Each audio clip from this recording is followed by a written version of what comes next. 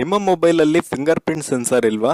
ನೀವು fingerprint sensor lock ಇಟ್ಕೋಬೇಕಾ? So ಈ ವಿಡಿಯೋನ ಕೊನೆವರೆಗೂ ನೋಡಿ. ಫಸ್ಟ್ ನೀವು ಪ್ಲೇಸ್ಟೋರಿಗೆ ಹೋಗ್ಬಿಟ್ಟು ಅಲ್ಲಿ ICE ಲಾಕರ್ ಅಂತ ಟೈಪ್ ಮಾಡಿ ಸರ್ಚ್ ಮಾಡಿ. ಅದರಲ್ಲಿ ಫಸ್ಟ್ ಬರೋ ಅಪ್ಲಿಕೇಶನ್ನ ಇನ್ಸ್ಟಾಲ್ ಮಾಡ್ಕೊಳ್ಳಿ. ಸೊ ನಾನು ಆಲ್ರೆಡಿ ಇನ್ಸ್ಟಾಲ್ ಮಾಡ್ಕೊಂಡಿದ್ದೀನಿ. ಇನ್ಸ್ಟಾಲ್ ಮಾಡಿರೋ ಅಪ್ಲಿಕೇಶನ್ನ ಓಪನ್ ಮಾಡಿ ಅಲ್ಲಿ ಟಿಕ್ ಮಾಡಿಬಿಟ್ಟು ಲೆಟ್ಸ್ ಗೋಗೆ ಕೊಡಿ.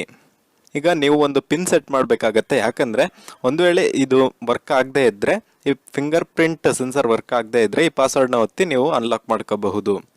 ಸೊ ಇಲ್ಲಿ ಈ ಥರ ಇಂಟರ್ಫೇಸ್ ಇರುತ್ತೆ. ಇದರಲ್ಲಿ ಹೇಗೆ ಯೂಸ್ ಮಾಡಬೇಕು ಅಂತ ಕೊಟ್ಟಿದ್ದಾರೆ. ಅದನ್ನೆಲ್ಲ ಸ್ಲೈಡ್ ಮಾಡಿಬಿಟ್ಟು ಆ box don't show this again ಅಂತ ಟಿಕ್ ಮಾಡಿ ಓಕೆ ಕೊಟ್ಕೊಳ್ಳಿ.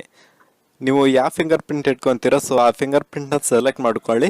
ಕ್ಯಾಮ್ರಾ ಮುಂದೆ ನಿಮ್ಮ ಬೆರಳನ್ನು ಈ ರೀತಿ ಇಡಬೇಕು.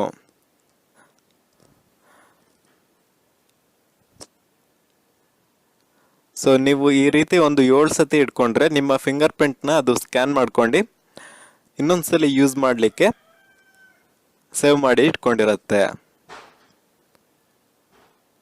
ಸೊ ಈ ರೀತಿ ನೀವು 7 ಸತಿ ಕೊಡಬೇಕಾಗತ್ತೆ.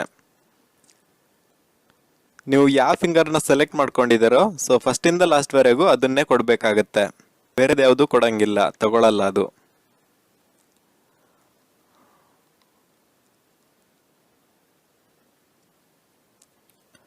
ಈ ರೀತಿ 7 ಸತಿ ಆದಮೇಲೆ ನೀವು ಫಿಂಗರ್ ಪ್ರಿಂಟ್ ಲಾಕ್ನ ಯೂಸ್ ಮಾಡ್ಕೋಬಹುದು.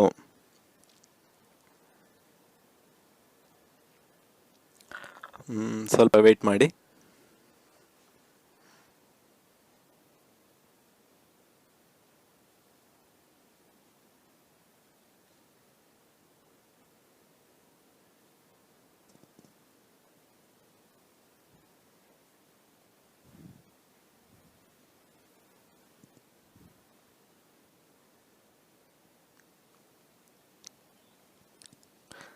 ಈ ಥರ ತಗೊಳ್ಳೋದು ಫಸ್ಟ್ ಟೈಮ್ ಮಾತ್ರ. ಸೊ ನೆಕ್ಸ್ಟ್ ಟೈಮು ಒಂದೇ ಅಟೆಂಪ್ಟಿಗೆ ಅನ್ಲಾಕ್ ಆಗುತ್ತೆ. ಸೊ ಲಾಸ್ಟ್ ಅಟೆಂಪ್ಟ್ ಇದೆ, ವೆಯ್ಟ್ ಮಾಡಿ. ಈ ಥರ ಸ್ಕ್ಯಾನ್ ಆದಮೇಲೆ ನಿಮ್ಮ ಫಿಂಗರ್ ಪ್ರಿಂಟ್ನ ತೋರಿಸುತ್ತೆ. ಇದು ಸರಿ ಇದೆಯಾ ಅಂತ ಕೇಳುತ್ತೆ. ಸರಿ ಇದ್ದರೆ ಸರಿ ಇದೆ ಅಂತ ಸೆಲೆಕ್ಟ್ ಮಾಡ್ಕೊಳ್ಳಿ. ಯೂಸ್ ದಿಸ್ ಫಿಂಗರ್ ಪ್ರಿಂಟ್ ಅಂತ ಇದೆ, ಅದ್ರ ಮೇಲೆ ಕ್ಲಿಕ್ ಮಾಡ್ಕೊಳ್ಳಿ. ಸೊ ನೀವು ಹೋಮ್ ಲಾಂಚರಿಗೆ ಇದನ್ನು ಆಲ್ವೇಸಿಗೆ ಸೆಲೆಕ್ಟ್ ಮಾಡ್ಕೊಳ್ಳಿ. ICE ಅನ್ಲಾಕ್ನ ಆಲ್ವೇಸಿಗೆ ಇಟ್ಕೊಳ್ಳಿ.